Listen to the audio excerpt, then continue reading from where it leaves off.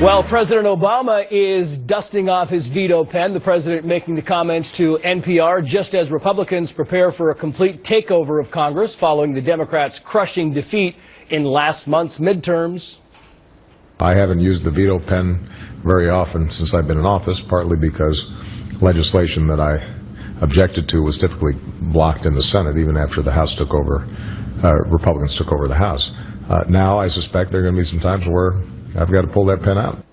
Republican Louie Gohmert is a Texas congressman and member of the House Judiciary Committee. Congressman, welcome to you. Great to be with you, Trace. Got to be great news. The president says he wants to work with Republicans now. Well, what he says is he wants to get out his pen and veto. But what I'm excited about is after all these years, Trace, now the president has finally admitted they've been lying. He, Harry Reid, all those folks that have been saying Republicans were the party of no. He's basically admitted in this statement, yeah, we've been the party of no, but I've been able to rely on Harry Reid to say no, so I didn't have to. But we've been the ones that really stopped it. That's what I'm hearing in that statement, and I'm glad the president finally admitted. Like an alcoholic, the best news is when you finally admit where your problem is. You mentioned that in the health care debate, he was also saying we're going to work with Republicans, and that didn't quite work out the way you'd hoped. Well, no, because he said, I have an open door if you've got any ideas.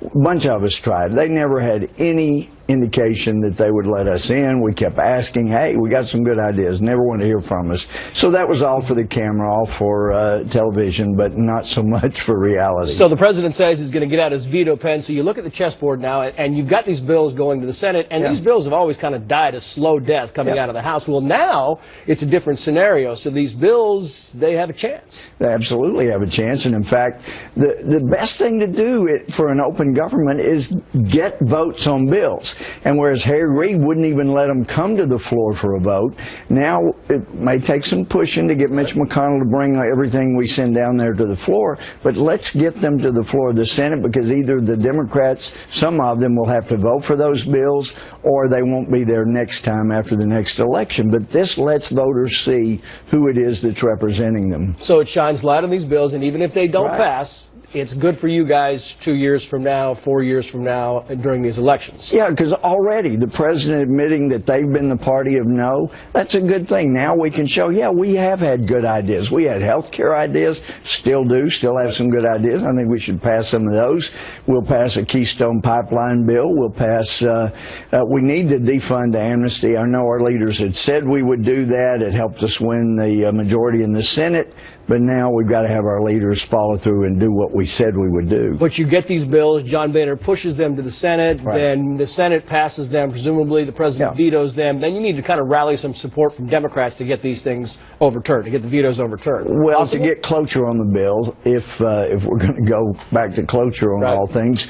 But if you remember the 90s, I'm sure you do, Bill Clinton said over and over, you know, I'm not going to sign any welfare reform bill. I'm not going to require back to work. And then the House kept passing, the Senate kept passing. Finally, he had to sign it because they had built enough votes that would have overridden his veto. And now that's one of the things he's most proud of. Same with the balanced budget. He drug his feet. He was against it, and they kept pushing. And finally, he signed it. I think we can do the same thing with this president. You're very skeptical the president really wants to work with Republicans, clearly. But what's the definition of that in your estimation? Well, I just know from 6 years, I mean, I was a history major before I did my time in the Army, and I know the best indication of future performance is past history. This president's history is saying I want to work with you and then going to the golf course and not talking to anybody.